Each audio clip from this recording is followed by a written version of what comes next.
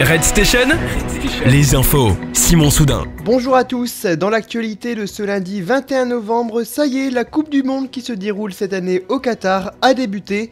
La cérémonie d'ouverture s'est tenue hier en milieu d'après-midi. Dans la foulée, à 17h, le coup d'envoi de la première rencontre a été donné. Comme le veut la tradition, c'est l'équipe du pays organisateur qui a disputé le premier match. Le Qatar a affronté l'équipe équatorienne. C'est l'Équateur qui a remporté la victoire 2-0. De son côté, la France fera son entrée dans la compétition mardi à 20h face à l'Australie. Dans un rapport dévoilé ce week-end, l'UNICEF dénonce la situation des mineurs qui se seraient dégradés.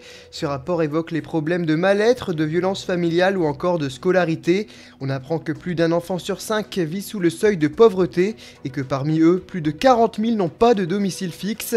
Autre chiffre alarmant, un enfant est tué par ses parents tous les 5 jours. L'UNICEF affirme que les mineurs ne sont pas assez protégés en France mais reconnaît des améliorations depuis 2016. Après avoir débuté le 6 novembre, la COP27 a pris fin ce week-end. Initialement, la conférence des parties devait s'achever vendredi soir, mais les pays membres ont mis 36 heures de plus pour trouver un accord. Les pays riches vont compenser les dégâts causés dans les pays pauvres par le réchauffement climatique. Cependant, les pays n'ont pas réussi à conclure un accord sur les rejets de gaz à effet de serre, mais se fixent toujours l'objectif de plus 1,5 degré. La ministre de la Transition énergétique, Agnès Pannier-Runacher, a réagi en indiquant que l'accord n'est pas aussi ambitieux que la France l'aurait souhaité. La France accueillera le sommet de la francophonie en 2024. C'est le chef de l'État, Emmanuel Macron, qui a fait cette annonce ce dimanche à Tunis. Ce n'était pas arrivé depuis plus de 30 ans. La dernière fois, c'était en 1991. Dans 2 ans, c'est à Villers-Cotterêts, une commune de l'Aisne, que se déroulera ce sommet. C'est aussi dans cette ville que prendra place la future cité internationale de la langue française.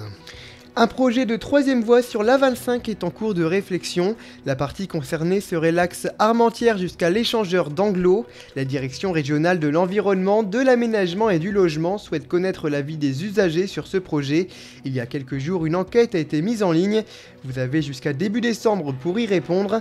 En parallèle, le maître d'ouvrage mène des études afin d'évaluer les conséquences qu'apporterait la mise en place de cette 3ème voie. Et on termine avec un mot de sport. Hier, le Sporting Club Hasbrouckois affrontait l'équipe de l'AS Marc. Le coup d'envoi a été lancé à 14h30. Il s'agissait d'un match de la Coupe de France. Le SCH s'est incliné face à son adversaire. Ils ont perdu 3-0. L'équipe d'Hasbrouck est donc éliminée de la compétition. Voilà pour l'actualité. Bonne journée à tous. À la semaine prochaine.